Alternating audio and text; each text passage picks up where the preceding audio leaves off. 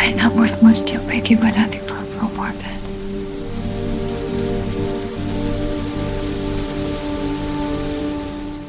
I am not worth much, but I'll give you whatever you want for a warm bed. I can even spread my legs. She whispered those words to a stranger in the storm, desperate and dying, expecting cruelty or lust in return. Instead, he stepped aside and said one word, no.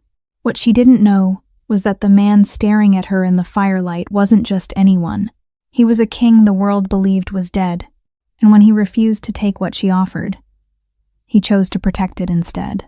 But protection has a price, and some secrets are too dangerous to stay buried. Now, hunted by enemies who want her blood, and bound to a man haunted by betrayal, she must choose. Run and die alone, or stay, and discover why her blood makes him kneel. A broken woman, a hidden king, and a door that changed everything. Chapter 1. The Offer in the Storm. The forest had teeth tonight. Wind screamed through naked branches, bending pines until they groaned. Rain fell in sheets so thick Willa Hampton could barely see her own hands stretched out before her. Cold bit through the torn fabric of her dress, through skin, straight into bone. She was dying. Not quickly, not mercifully. Slowly, the way prey dies when the hunter wants to savor it. 3 days since the fire. 3 days since her mother's scream cut through the night. 3 days since Wesley Cantrell's mercenaries turned her home into ash and her pack into ghosts. Willa stumbled over a root and went down hard. Her palms hit frozen earth. Blood from the gash on her side had dried stiff against her ribs, pulling with every breath. Hunger made her head swim. When was the last time she'd eaten? Yesterday? The day before? She couldn't remember. Her wolf whimpered inside her chest, too weak to surface, too broken to fight. Get up. The command came from somewhere deep, from the part of her that remembered her mother's face before the flames swallowed it. From the part that remembered Lydia Hampton's last words. Run, Willa. Don't stop. Don't look back. So she'd run. And now she was here, somewhere in the Northern Territories, lost in a storm that wanted her dead almost as badly as Cantrell did. Through the rain, a light flickered. Willa's head snapped up. For a moment, she thought she was hallucinating. But no, there it was again. Warm, golden, real, a cabin. Her body moved before her mind caught up, stumbling, falling, crawling when her legs wouldn't hold her. The light grew brighter, closer. The cabin materialized through the storm like something out of a dream. It was small, isolated. Smoke curled from the chimney, barely visible against the dark sky. Someone lived here. Willa's hand found the porch railing. She pulled herself up the 3 wooden steps, each one a small miracle. Her knees buckled as she reached the door. She should leave. She should run. Strangers were dangerous. Everyone was dangerous. But the cold was eating her alive, and the blood loss made her vision blur at the edges, and she was so tired of being afraid. Her fist hit the door. Once, twice. The sound seemed impossibly loud. Silence stretched. Maybe no one was home. Maybe the light was a lie. Maybe she would die here on this porch, frozen against wood that didn't care. Then footsteps. Heavy. Measured. Close. The door opened, and Willa forgot how to breathe. The man standing in the doorway was tall, broad-shouldered. Dark hair fell across his forehead, damp like he'd just come from outside. But it was his eyes that stopped her. Gray. Storm-colored. Sharp enough to cut. He didn't speak. Neither did she. For 3 heartbeats, they just stared at each other. His gaze traveled down, taking in her torn dress, her bare feet caked in mud and blood, the way she swayed like a tree about to fall. Willa opened her mouth. Words came out, thin and desperate. I am not worth much. Her voice cracked. She swallowed, forced herself to continue. But I'll give you whatever you want. Just a warm bed. Please. I can even spread my legs. The silence that followed was suffocating. His expression didn't change, didn't soften, didn't harden. He just watched her with those impossible eyes, and Willa felt something inside her crumble. She'd offered herself, laid herself bare, and he was going to say no. She could see it, feel it. Her knees started to buckle. Then he moved. One step back, one step to the side. The door opened wider. "No," he said. The word hit her like a fist. No. Of course he didn't want her. She was broken and bleeding and worthless, just like she'd said. And why would anyone? "Come inside." Willa's head snapped up. He wasn't smiling, wasn't leering. His face was carved from stone, hard and unreadable, but his hand extended toward her. Not grabbing, not demanding, offering. "You're freezing," he continued, voice low and rough like gravel underfoot. "Get inside before you die on my porch." Willa stared at his hand, at the door, at the warmth spilling out from behind him. This was a trap. It had to be. Men didn't refuse offers like hers and then help anyway. Men took, men used. Men like Cantrell burned everything that didn't belong to them. But her body didn't care about logic anymore. She stepped forward. Her foot crossed the threshold, then the other. The door closed behind her with a soft click, sealing out the storm. Heat surrounded her immediately. A fire crackled in the hearth across the room, orange light dancing across rough wooden walls. The cabin was simple, clean, a single space with a bed in one corner, a small kitchen in another, and the fire in between. Willa stood dripping on the floor, shivering so hard her teeth rattled. The man moved past her, not touching, not crowding. He grabbed a towel from a hook on the wall and held it out. "Dry off." She took it with numb fingers. The fabric was soft, clean. It smelled like cedar and something else, something wild. Wolf. Realization hit her like lightning. He was a wolf, like her, but stronger, so much stronger. The power radiating off him made her own wolf cower. "What's your name?" he asked. Willa's throat closed. Names were dangerous. Names could be traced. "It doesn't matter," she whispered. His jaw tightened, but he didn't push. "Sit." It wasn't a request, but it wasn't cruel either. Just firm, the kind of voice that expected to be obeyed. Willa's legs carried her to the chair nearest the fire. She collapsed into it, and the warmth hit her like a drug. Her eyes fluttered shut. Footsteps approached. She tensed, but he only crouched in front of her, eye level now. "You're hurt." Not a question. Willa's hand instinctively covered her side, where the gash bled through her dress. "It's nothing." "Let me see." "No. Let me see." His voice dropped lower, still not angry, but absolute, like gravity. Willa's hand fell away. He pulled back the torn fabric carefully, revealing the wound beneath. It was deep, ragged, infected at the edges. He swore under his breath. "This needs to be cleaned. You'll get blood poisoning if it isn't." "I'll be fine." "You'll be dead." The bluntness startled her. Willa met his eyes and found no pity there. No disgust. Just cold, hard fact. He stood. "Stay here." Then he was gone, disappearing through a door at the back of the cabin. Willa's gaze darted to the front door. She could run. Should run. This was insane. She didn't know this man, didn't know what he wanted, but her body wouldn't move. He returned carrying a metal box and a bowl of steaming water. Setting them on the low table beside her chair, he knelt again. "This will hurt." "Everything hurts." Something flickered across his face, too fast to read. His hands moved with surprising gentleness. He dipped a cloth into the hot water, wrung it out, and pressed it against her wound. Willa bit down on her lip hard enough to taste copper.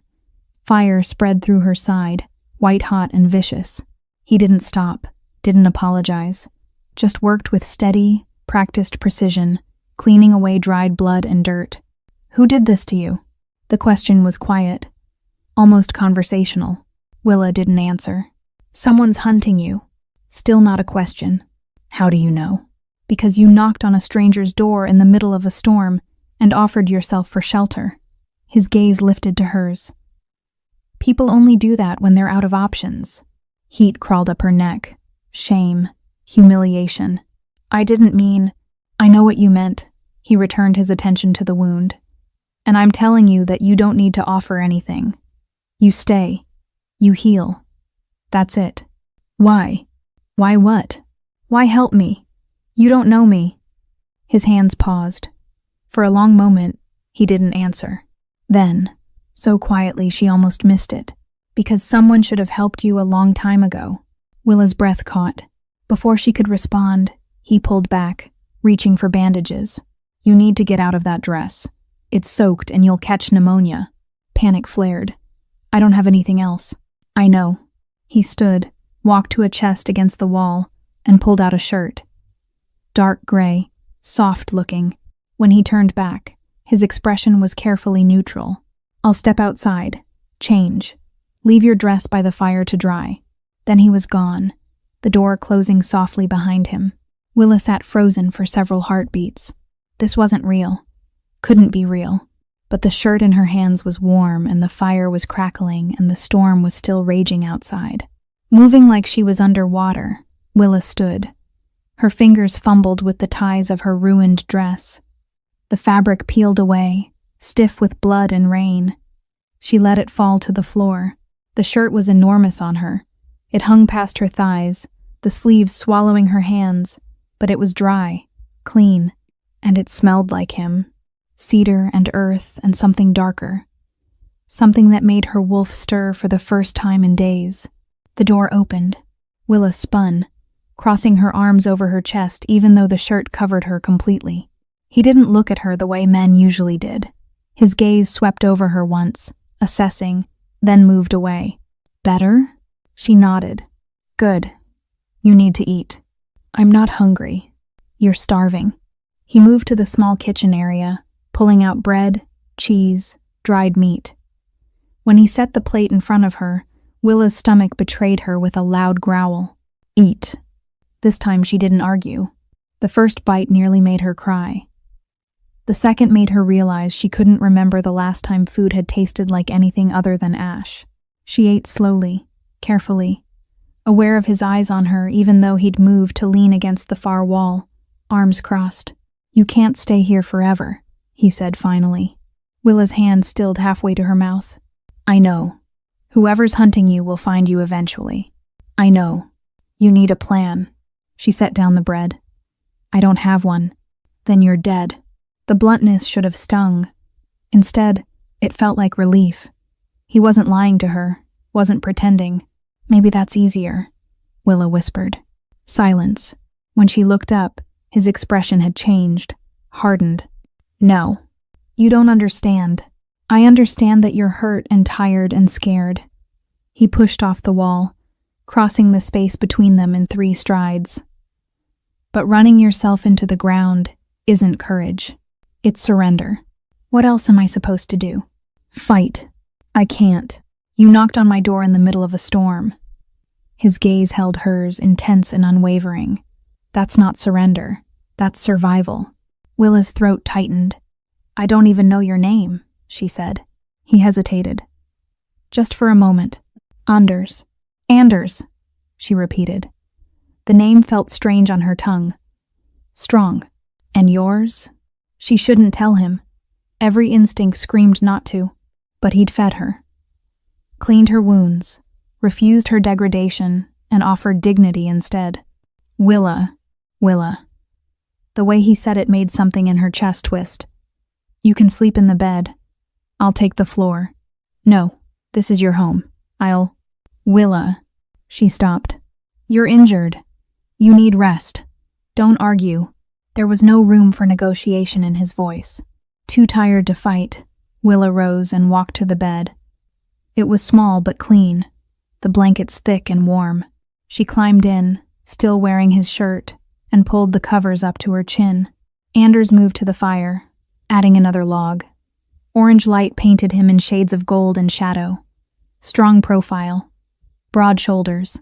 The way he moved spoke of control, power, purpose. Willa's eyes grew heavy. Anders? Yeah. Thank you. He didn't turn around. Sleep, Willa. And she did. But before darkness claimed her completely, she felt his gaze on her, felt the weight of it like a blanket. Not hungry, not predatory. Something else entirely. Something that whispered, against all logic, against all reason, safe. Chapter 2. Fire, Skin, and Restraint. Morning arrived, wrapped in silence. Willa woke slowly, swimming up through layers of exhausted sleep. Warmth surrounded her. Real warmth. The kind she hadn't felt in days. For a heartbeat, she forgot where she was. Then memory crashed back. The storm, the cabin, Anders. Her eyes flew open. Sunlight streamed through a small window, painting the wooden walls gold. The fire had burned down to embers, and Anders sat in the chair she'd occupied last night, watching her with those storm-gray eyes. Willa jerked upright, wincing as the movement pulled at her wound. "Easy," Anders said. His voice was rougher than she remembered, like he hadn't slept. "How long was I asleep?" 12 hours, give or take. 12 hours. She hadn't slept that long since before everything burned. Willa's hands tightened on the blankets. "You stayed awake?" "Someone had to keep watch." "For what?" His expression didn't change. "Whatever's hunting you doesn't stop for storms." The casual way he said it sent ice down her spine. He was right. Cantrell wouldn't stop, wouldn't slow. He wanted what was in her blood, and he'd burn the entire forest to get it. "You should have woken me," Willa said. "Taken the bed." "I'm fine." "You haven't slept." "I said I'm fine." The finality in his voice made her jaw snap shut. Anders rose from the chair, moving with the kind of fluid grace that came from absolute control of one's body. He was even bigger than she'd realized last night, tall enough that he had to duck slightly to avoid the low beams, built like violence wrapped in restraint. "Your wound needs to be checked," he said. Willa's hand instinctively covered her side through the shirt. "It's fine. Let me see." "Anders." "Willa." He stopped in front of her, patient but immovable. "Either you let me check it, or infection sets in, and you lose the use of your left side. Your choice." She glared at him. He waited. With a frustrated huff, Willa lifted the edge of the shirt. Anders knelt beside the bed, his movements careful as he peeled back the bandage. His fingers were warm against her skin. Gentle, clinical, and yet Willa's breath hitched. "It's healing," he said, apparently oblivious to the way her pulse had started racing. "But slower than it should. You're not shifting." "I can't." His eyes lifted to hers. "Why not?" "My wolf is..." Willa struggled for the words. "Broken. She won't surface." Something dark flickered across Anders's face. "Trauma?" Willa nodded. He didn't push, just returned his attention to the wound, applying fresh salve with steady hands. But Willa couldn't stop watching him, couldn't stop noticing the way his dark hair fell across his forehead, the strong line of his jaw, the breadth of his shoulders beneath his plain black shirt. He was close enough that she could feel heat radiating off him, could smell cedar and earth and mail. Her wolf stirred, just barely, just enough to whisper a single word in the back of Willa's mind. "Want." She shoved the thought away violently. Anders finished bandaging the wound and sat back on his heels. "You need to eat again, and drink water. A lot of it. I don't want to be trouble." Too late for that. But there was no bite in his voice. Almost a hint of something else. Something that might have been amusement. He stood. "I'll make breakfast." Willa watched him move to the small kitchen area, pulling out eggs and bread. His movements were efficient, practiced. "Do you live alone?" The question slipped out before she could stop it. "Yes." "By choice?" His hands paused for just a fraction of a second. "Yes." "Why? Why do you ask so many questions?" Heat crawled up Willa's neck. "Sorry. I prefer solitude." Anders cracked an egg into a pan with one hand. "People are complicated. Wolves more so." "You don't like other wolves?" "I didn't say that." "Then what?" "Willa." He glanced over his shoulder, and the intensity in his gaze made her words die. Eat first, talk later. She subsided into silence. The smell of cooking food filled the cabin. Willa's stomach growled audibly. Anders slid a plate in front of her moments later, eggs and bread still steaming. "Thank you." He just nodded. They ate in silence. But it wasn't uncomfortable.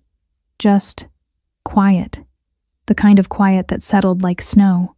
When Willa finished, Anders collected her plate without a word. "I should go," she said. "Where?" "I don't know. Just away from here. You've done enough. You can barely walk." "I'll manage." "You won't make it a mile." Willa's hands clenched in the blankets. "I can't stay. Whoever's after me will have to go through me to get to you." The words landed like stones. Willa stared at him. "You don't even know me." "I know enough. You don't know what they want." She cut herself off. Anders turned to face her fully, arms crossed. What? "Nothing." "Willa, it doesn't matter." "It clearly does." She shook her head, looking away. "You wouldn't understand. Try me." The frustration in his voice surprised her. Willa's gaze snapped back to his. "Why do you care?"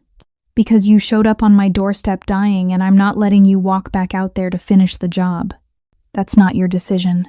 "Yes, it is." The absolute certainty in his voice made something in her chest crack. "Why?" she whispered.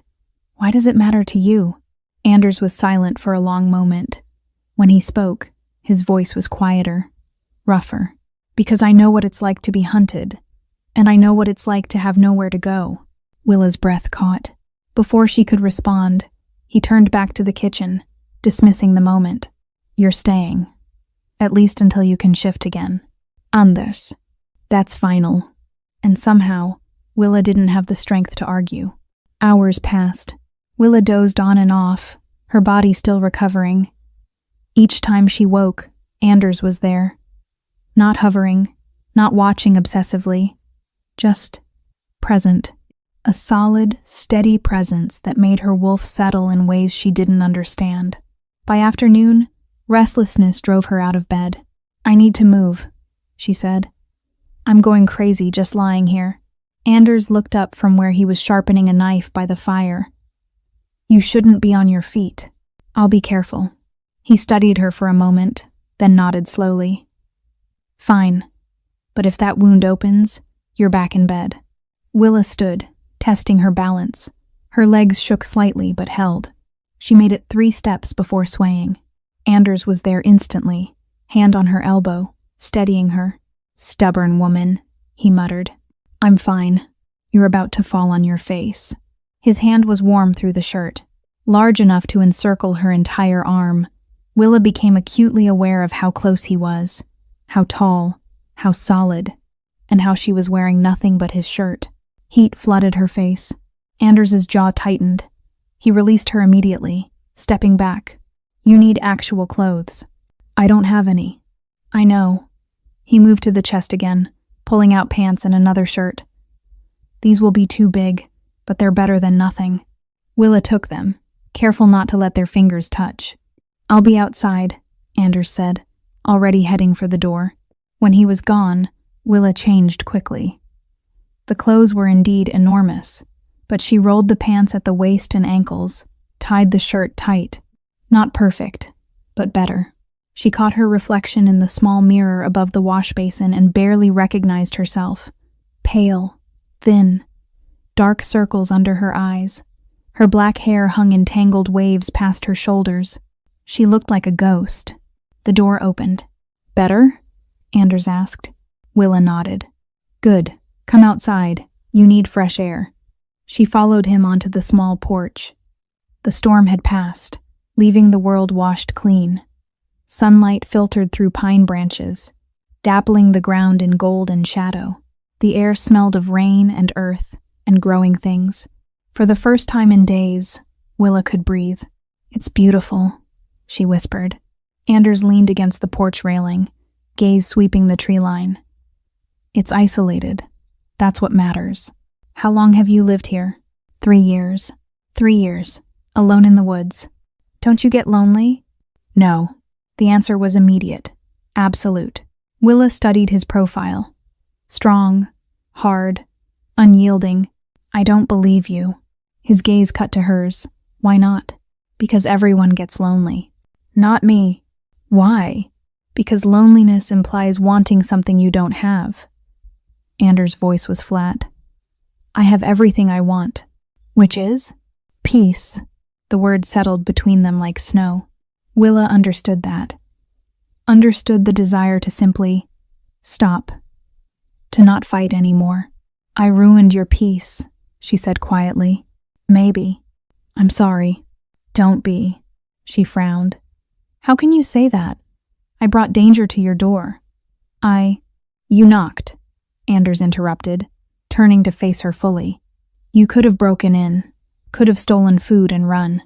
But you knocked. You asked. That means something. What? That you're not lost yet. Willa's throat tightened. Before she could respond, Anders stiffened. His entire body went rigid, head snapping toward the forest. What is it? Willa whispered. Get inside. Anders. Now. The command in his voice sent her stumbling backward. She reached the door just as Anders moved down the porch steps, placing himself between her and the trees. Show yourself, he called. Silence. Then a figure emerged from the shadows. Male, scarred, dressed in hunter's leathers, and smiling. Well, the man said. Didn't expect to find anyone out here, especially not her. His gaze locked on Willa, and she knew that smile, those eyes. Cantrell had found her. Chapter 3. The Hunt Returns.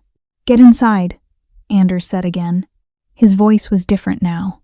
Colder. Harder.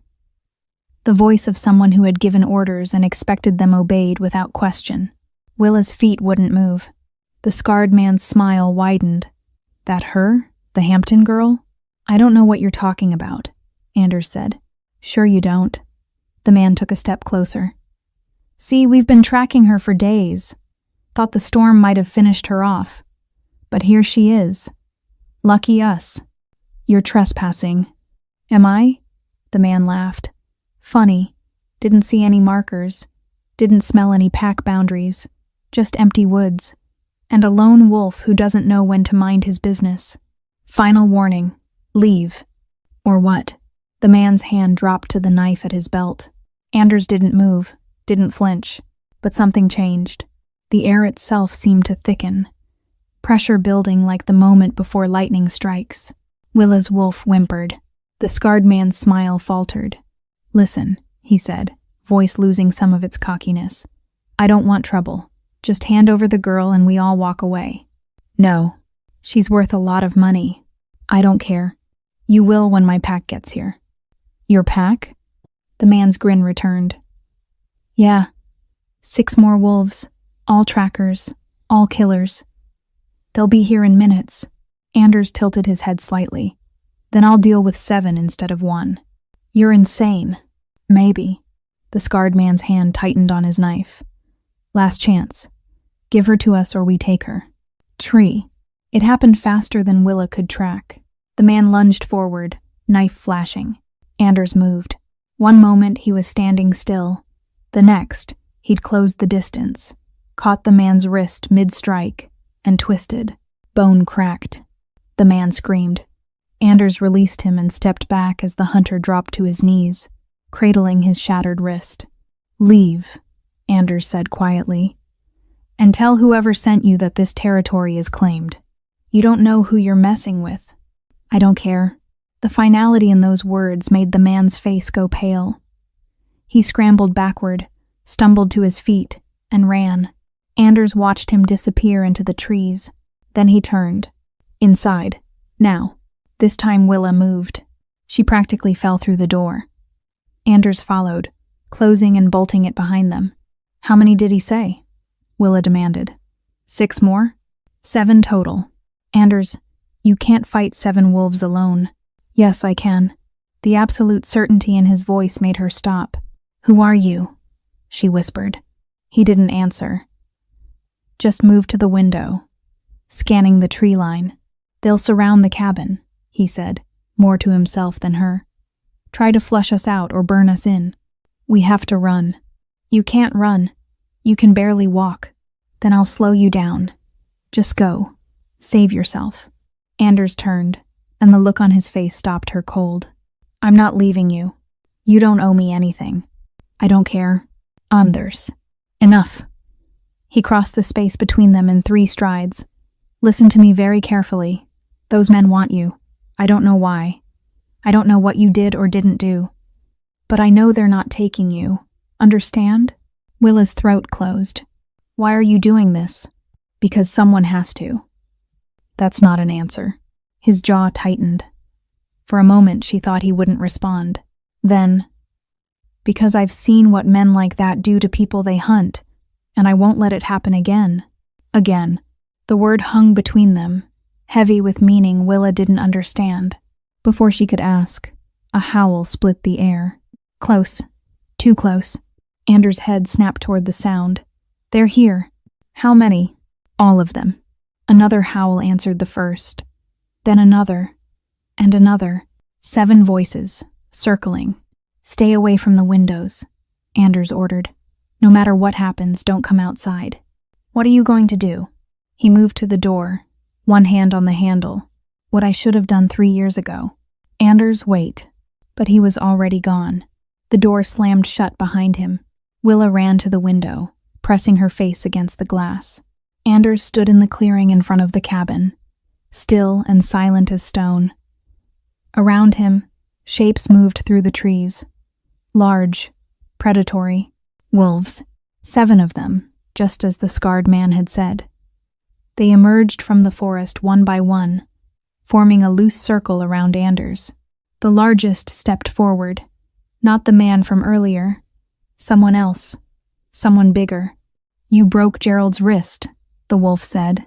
His voice was deep, rough. That was a mistake. He drew a weapon on my territory, Anders replied. The mistake was his. Your territory? The wolf laughed. You're nobody. A lone wolf with delusions.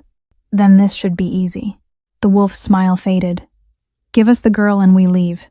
Simple. No. Then you die. You can try. The wolf shifted. It happened in a heartbeat. One moment, a man.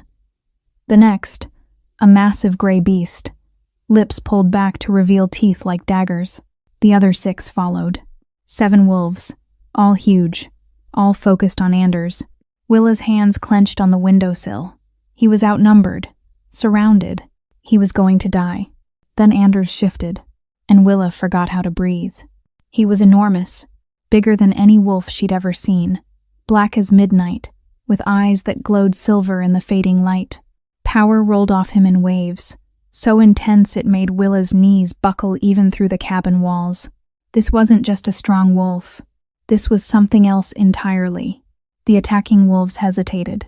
Just for a second, that was all Anders needed. He moved like liquid violence. One moment still. The next, he'd crossed the distance and slammed into the nearest wolf with enough force to send it flying. The others attacked as one, but Anders was faster.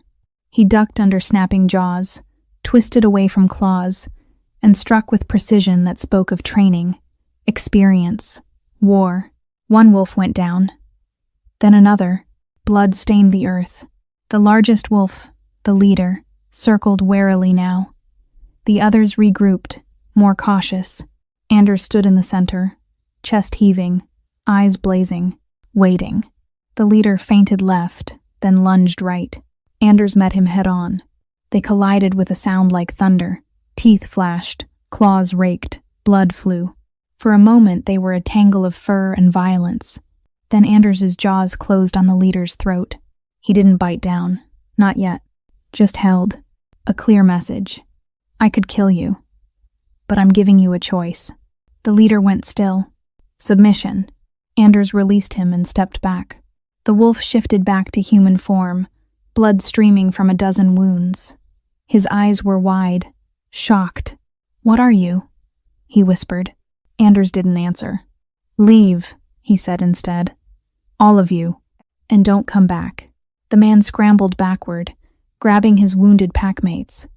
Within moments, they disappeared into the forest, howls of retreat echoing behind them. Silence fell. Anders stood alone in the clearing, still in wolf form, sides heaving. Then he shifted back. Human again. Naked. Covered in blood. Most of it not his. He turned toward the cabin, and Willa stumbled away from the window. The door opened. Anders stepped inside, moving like every muscle hurt. Blood dripped from a gash on his shoulder. Claw marks raked his ribs. But he was alive. "You're hurt," Willa breathed. "It's nothing." "Anders." I said it's nothing. But his voice was tight with pain. Willa moved without thinking. She grabbed the medical kit he'd used on her, then turned to face him. "Sit." "Willa." "Sit. Now." His eyebrows rose. But he sat. Willa's hands shook as she dampened a cloth and began cleaning the blood. Up close, she could see the damage was worse than he'd let on. Deep gouges. Bruises already forming. "You could have died," she whispered. "But I didn't. 7 wolves, Anders. 7. I've fought more." The casual way he said it made her hands still. "Who are you?" she asked again. "Does it matter?" "Yes." His jaw tightened. "Why?" "Because you just risked your life for me. A stranger. Someone you found bleeding on your porch less than a day ago." Willa's voice cracked. "So yes, it matters." Anders was silent for a long moment. Then, so quietly she almost missed it. "I'm someone who failed to protect people before. I won't fail again." The pain in his voice made her chest ache. Willa finished cleaning the wounds and applied bandages with careful hands. When she was done, Anders caught her wrist. "They'll come back," he said, "with more wolves, more weapons. I know. You need to leave. Tonight." "Tonight. Where would I go?" "Anywhere but here." Willa pulled her hand free, stepping back. "No." "Willa." I said no. She met his gaze, steady despite the fear curling in her stomach. "I'm tired of running, tired of being hunted. If they're coming, let them come. They'll kill you. Then I'll die fighting." Anders stood, towering over her. "This isn't a game." "I know. Do you?" His voice dropped, rough and raw. "Do you have any idea what men like that will do to you before they finally let you die?" Willa flinched but didn't look away. "Yes," she whispered. "I watched them do it to my mother." The confession hung between them like shattered glass. Anders' expression shifted. Softened. "Just for a heartbeat. Then you know you can't stay." "I have nowhere else to go." "Then I'll find you somewhere." "Why do you care?" "Because—" He stopped, jaw working like he was fighting words that wanted out. "Because what?" Willa pressed. "Because you deserve better than this." The gentleness in his voice nearly broke her. "So do you," she said. Anders looked away. "Get some sleep. We'll figure this out in the morning." "Anders, please, Willa. Just rest." The exhaustion in his voice made her nod. But as she climbed into the bed, one thought circled her mind. Who was this man who fought like a demon and spoke like someone who'd lost everything?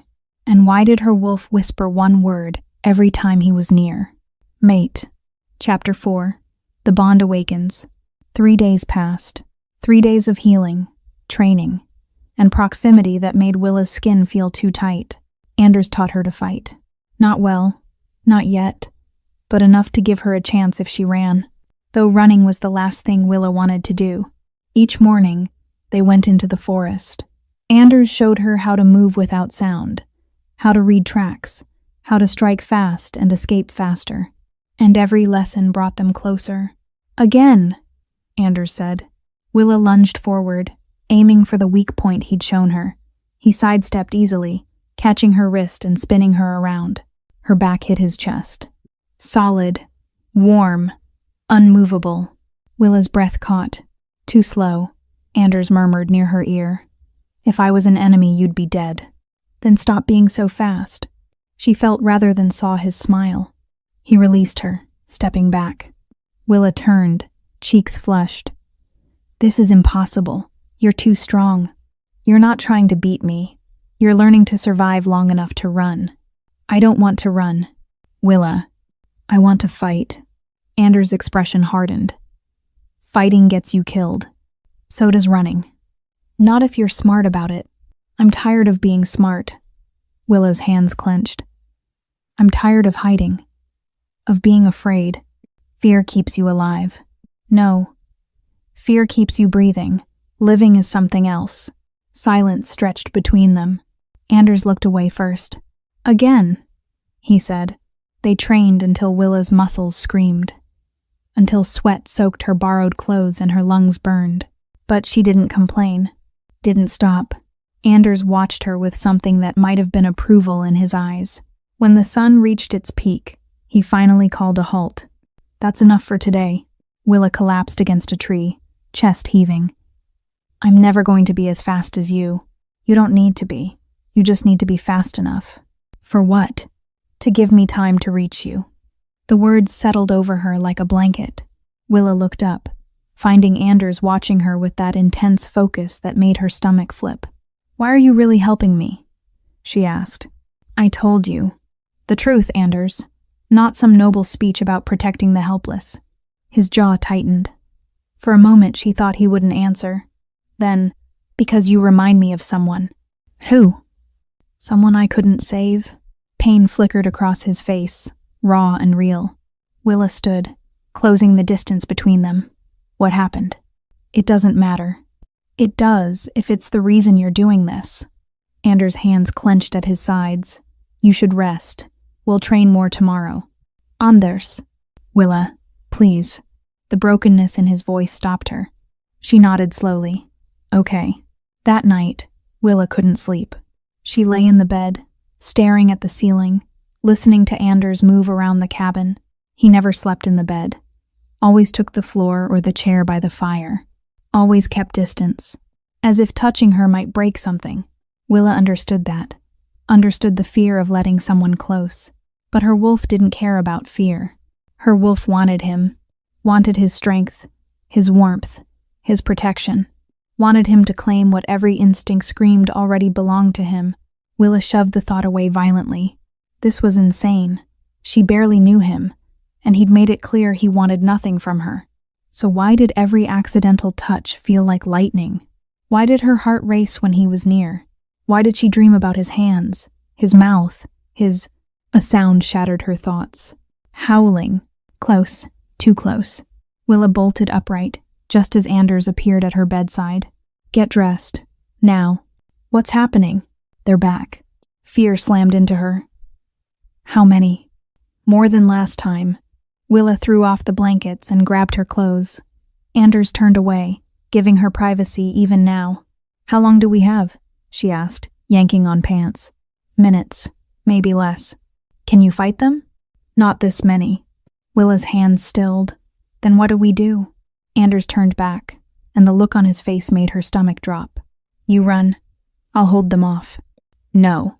Willa. I said no. She stepped toward him. I'm not leaving you. You don't have a choice. Yes, I do, and I'm staying. Damn it, Willa. The door exploded inward.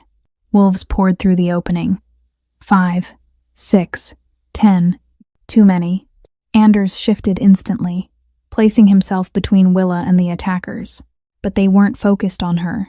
They wanted him. 3 wolves lunged simultaneously. Anders met them with savage efficiency, but the numbers were overwhelming. Claws raked his side. Teeth found his shoulder. He roared, throwing them back. But more came. Willa's heart hammered. She had to do something. Had to help. But her wolf still wouldn't surface. Please, she begged internally. Please. He needs us. Nothing. A wolf got past Anders, rushing straight for Willa. She scrambled backward, hitting the wall. The wolf's jaws opened wide. Then Anders was there, slamming into the attacker with enough force to shake the cabin. But it left his back exposed. Another wolf lunged. No! Willa screamed. Something inside her shattered. Light exploded from her body. Pure, blinding, ancient. The attacking wolves yelped and fell back, shielding their eyes. Even Anders stumbled, shifting back to human form. Willa stared at her hands. They glowed, pulsed with power she didn't understand. Willa, Anders breathed. She looked up, The wolves were retreating, whimpering, tails between their legs. The light faded slowly. Silence fell. Willa's legs gave out. Anders caught her before she hit the ground. "What was that?" she whispered. His eyes were wide. Shocked. "You're not just a wolf," he said. "What do you mean?" "That power. I've only seen it once before." "Where?" Anders' throat worked. "In the royal bloodline." The words didn't make sense. "That's impossible. My mother was nobody.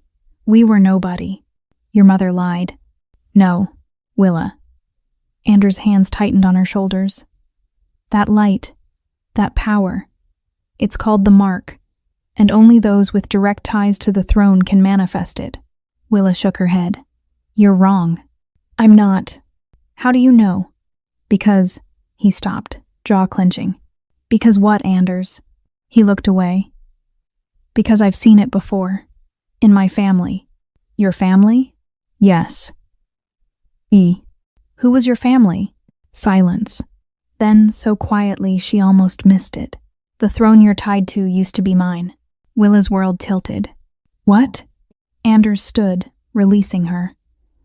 "My name is Anders Blackthorn, and 3 years ago, I was the Alpha King." Chapter 5. The Betrayal. Willa couldn't breathe.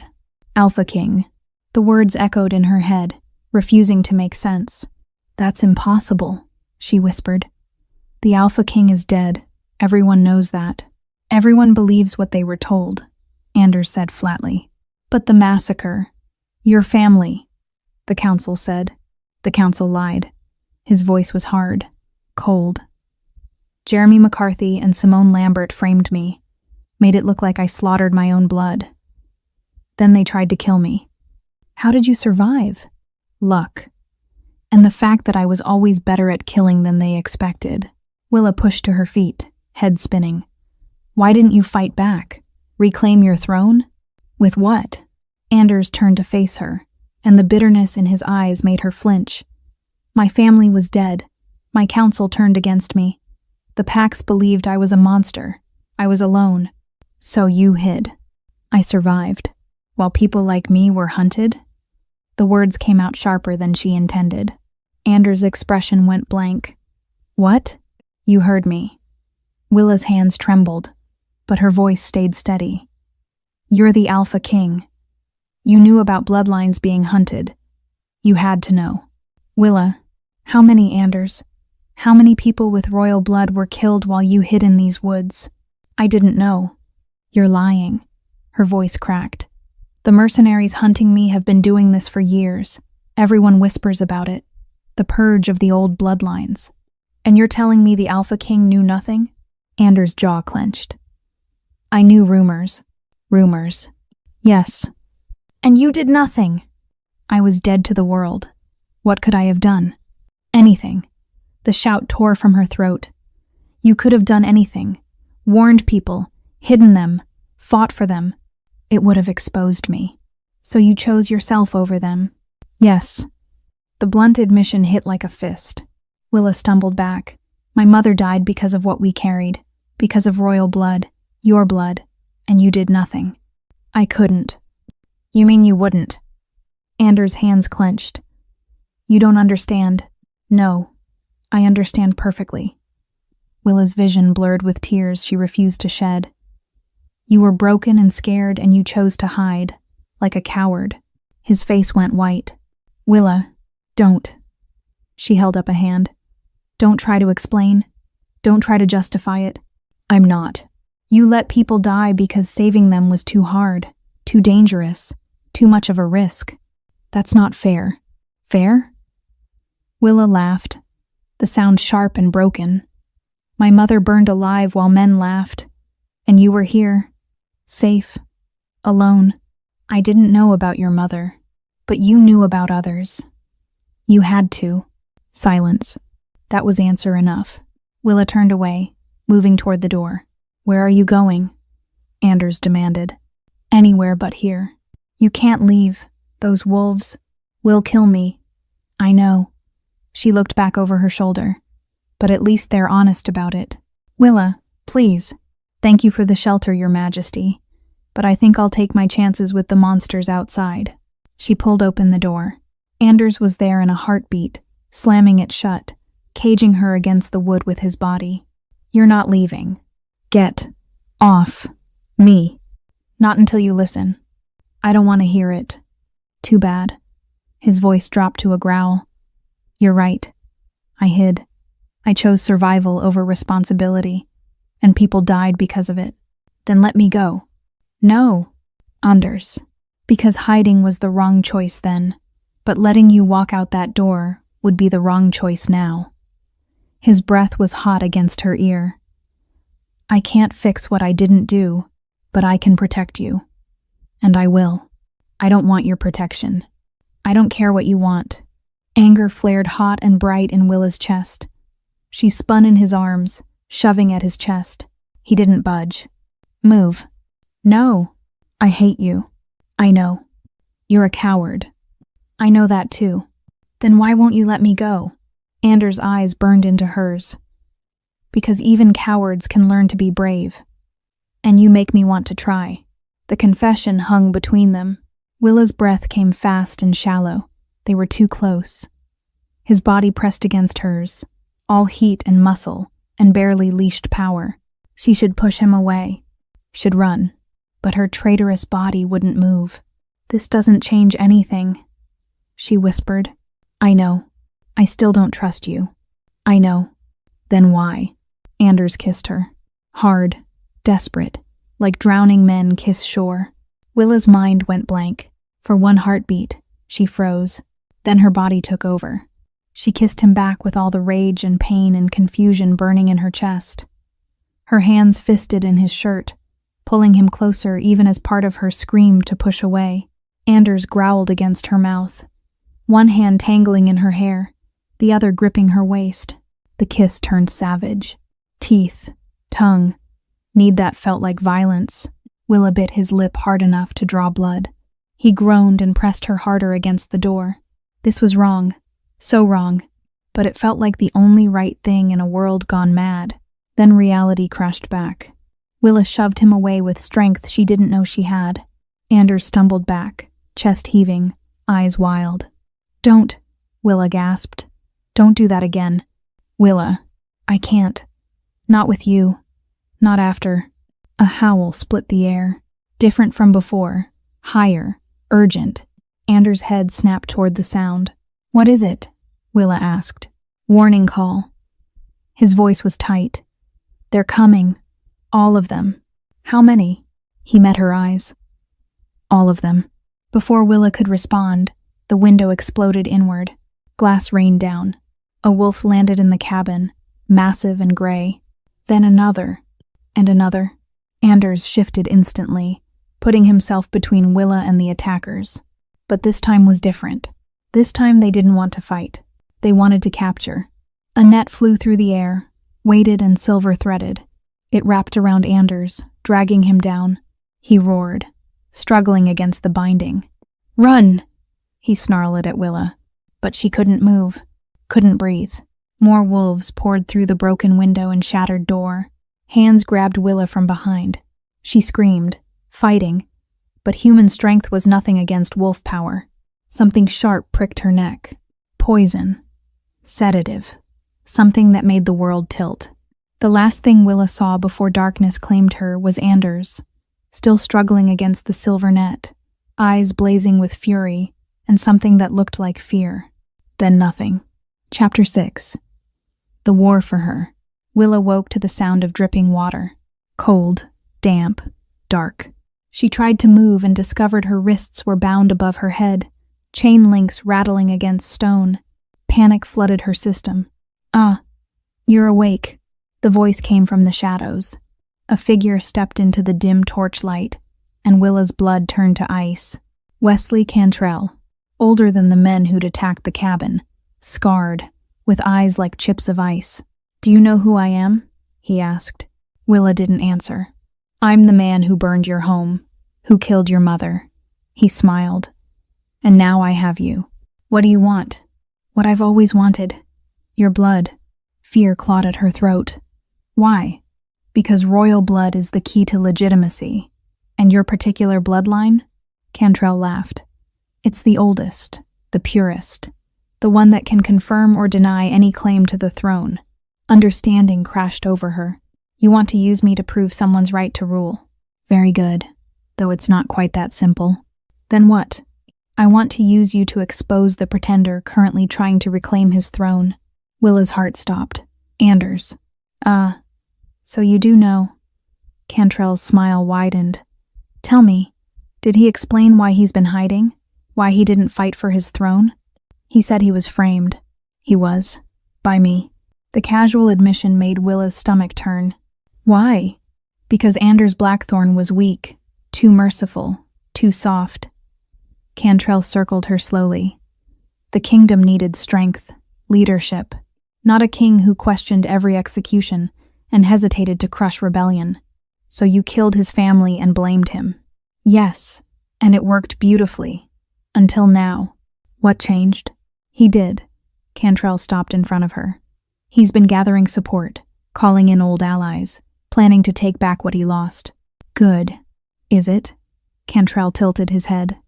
Because once your blood confirms he's the rightful king, my employer will have no choice but to eliminate him. Publicly. Permanently.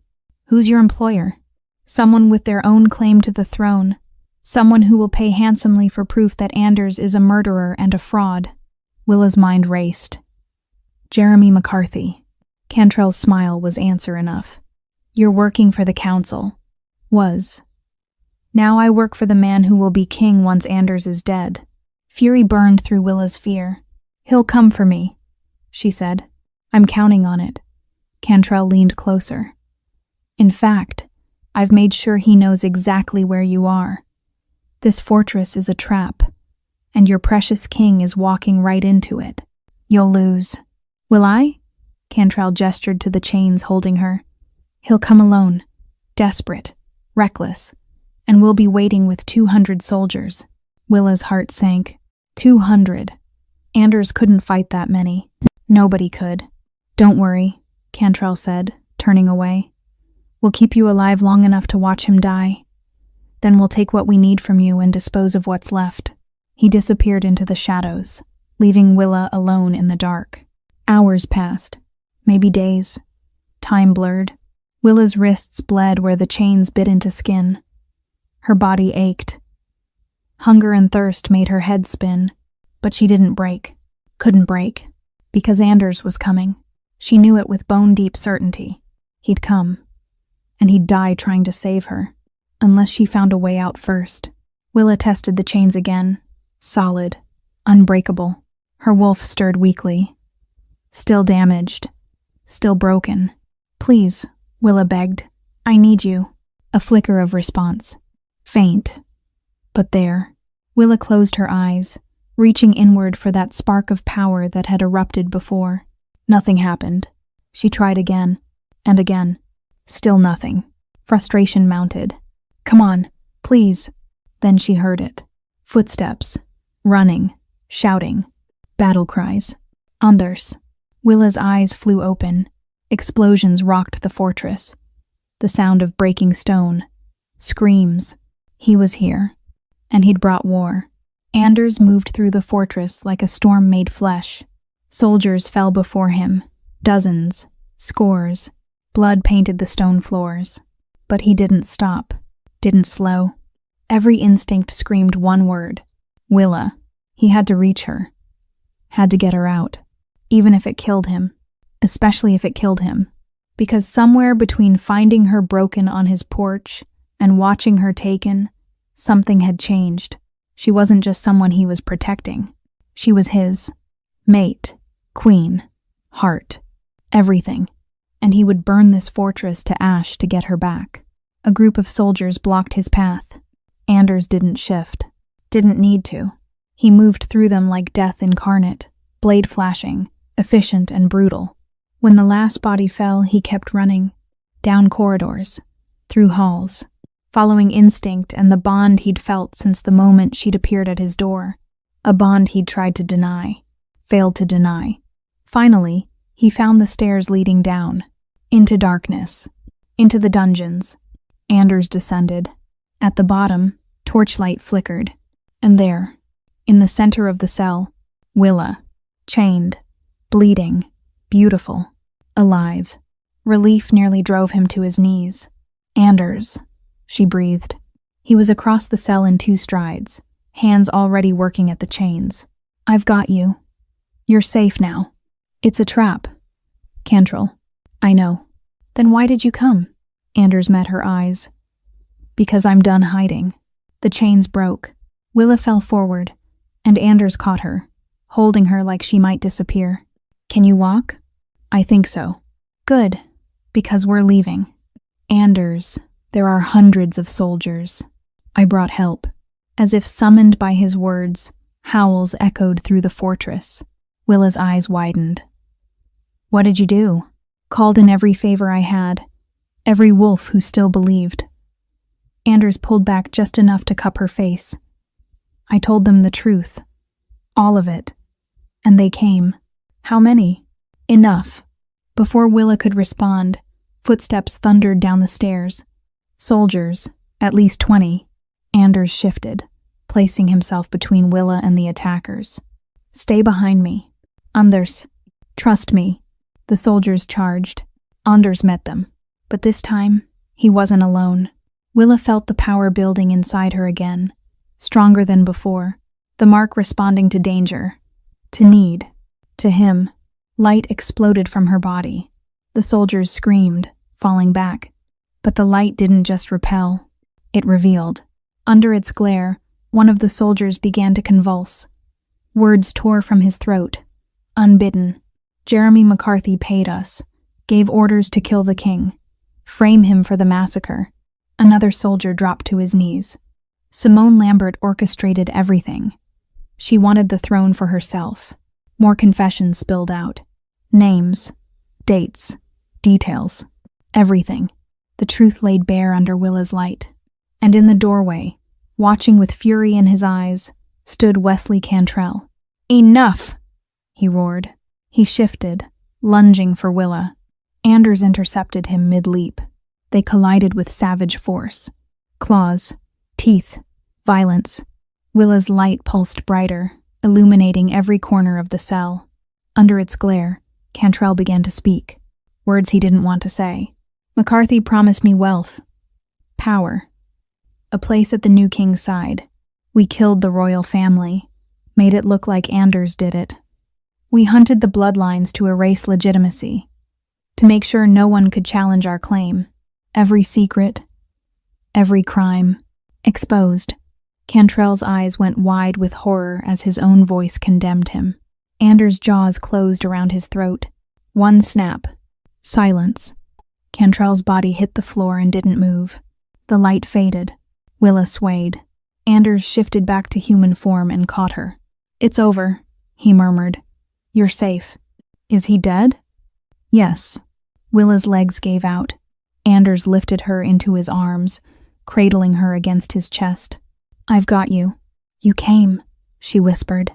"Always. Even after what I said?" "Especially after what you said." Anders' arms tightened. "You were right. About all of it.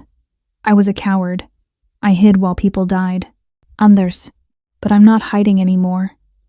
And I'm not letting you go." Willa's throat closed. Anders carried her up the stairs, through corridors littered with bodies, past wolves who bowed as he passed, into the courtyard where the battle had ended. And there, in the center, stood a group of wolves Willa didn't recognize.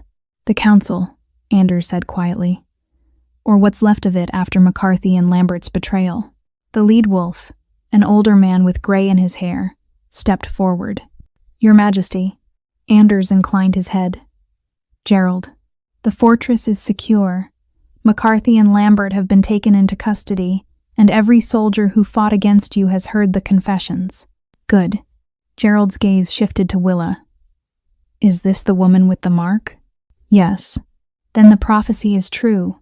Royal blood calls to royal blood." "It would seem so." "Will you reclaim the throne?" Anders looked down at Willa. "That depends." "On what?" she asked. "On whether you'll stand beside me when I do." Willa's breath caught. "Anders, I know I don't deserve it. I know I failed people like you, failed to protect what I should have protected. His voice roughened. But I swear to you, Willa, if you give me this chance, I will spend every day earning it.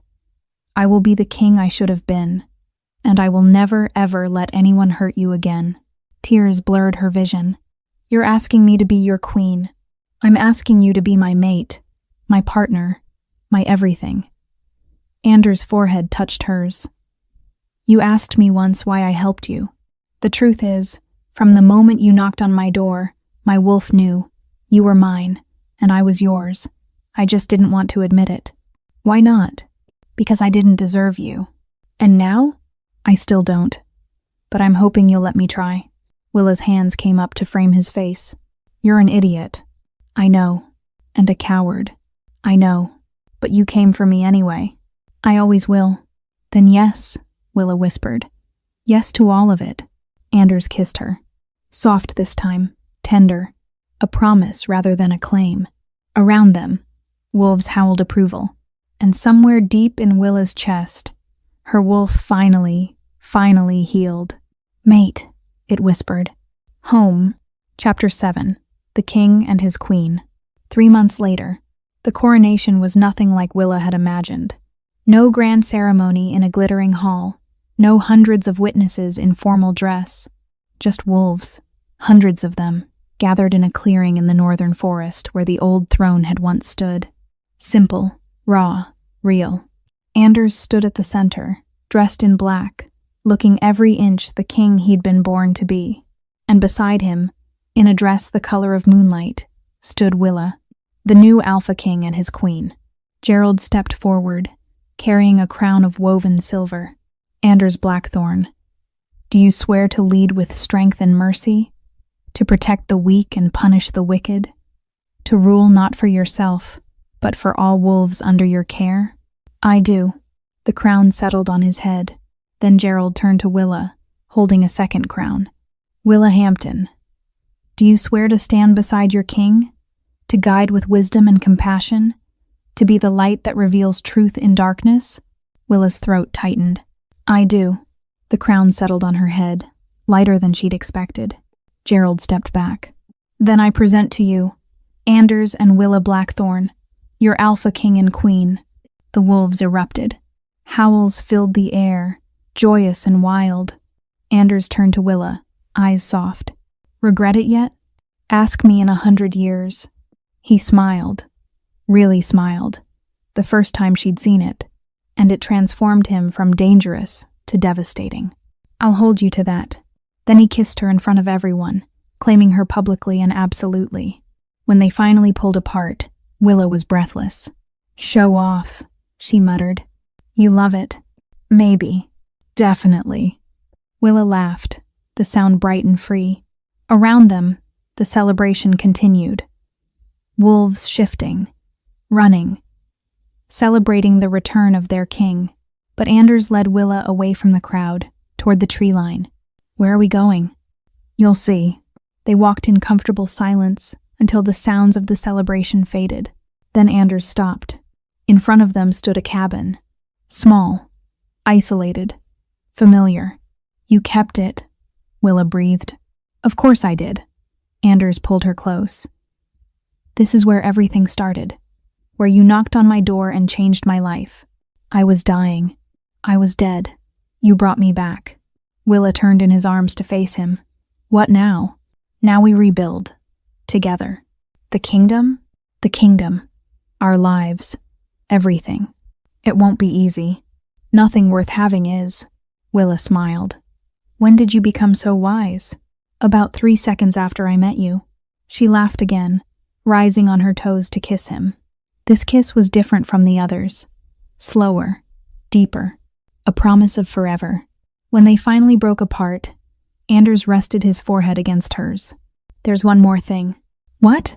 He pulled back just enough to meet her eyes. The bond. I've been holding back, waiting until you were ready. But if you want to complete it. Yes. I didn't finish the question. I don't care. Yes. Anders' eyes flashed silver. You're sure? I've never been more sure of anything. Once it's done, there's no going back. You'll be mine, completely. And you'll be mine. I already am. Willa pulled him down for another kiss. Then stop talking and claim me.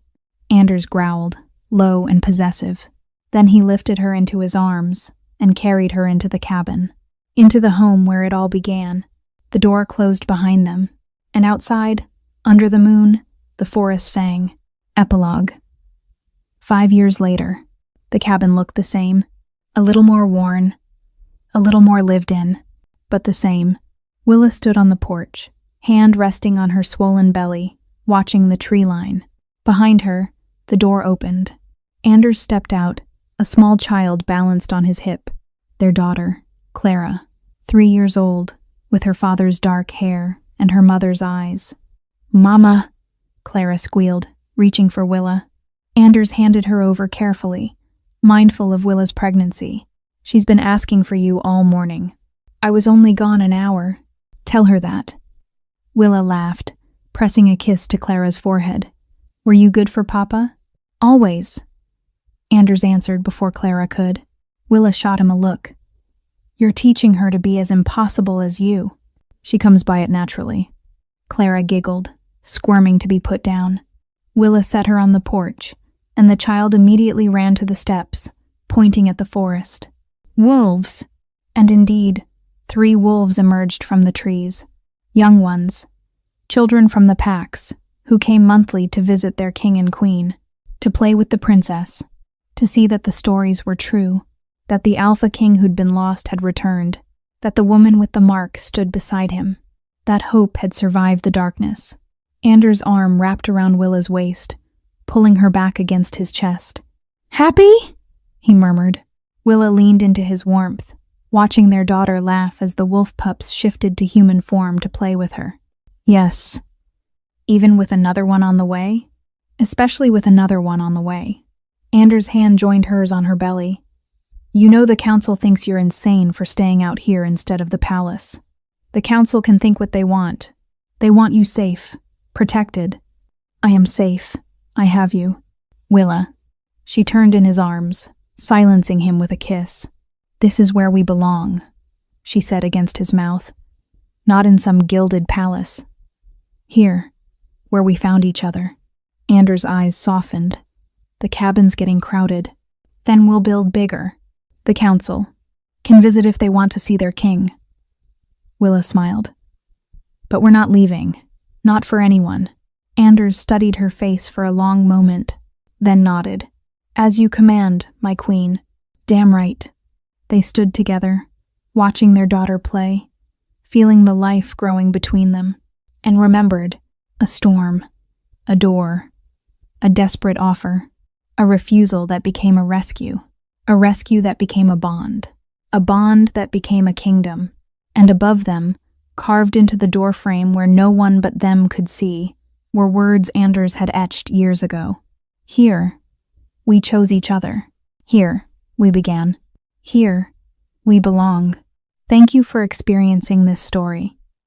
If you felt the pain, the hope, the love, please rate this story from 1 to 10 inches the comments. I love hearing which moments stayed with you most. And if stories like this speak to you, subscribe to Ariel Romance Library. Every subscription helps more people find these tales of darkness and light, pain and healing, loss and love.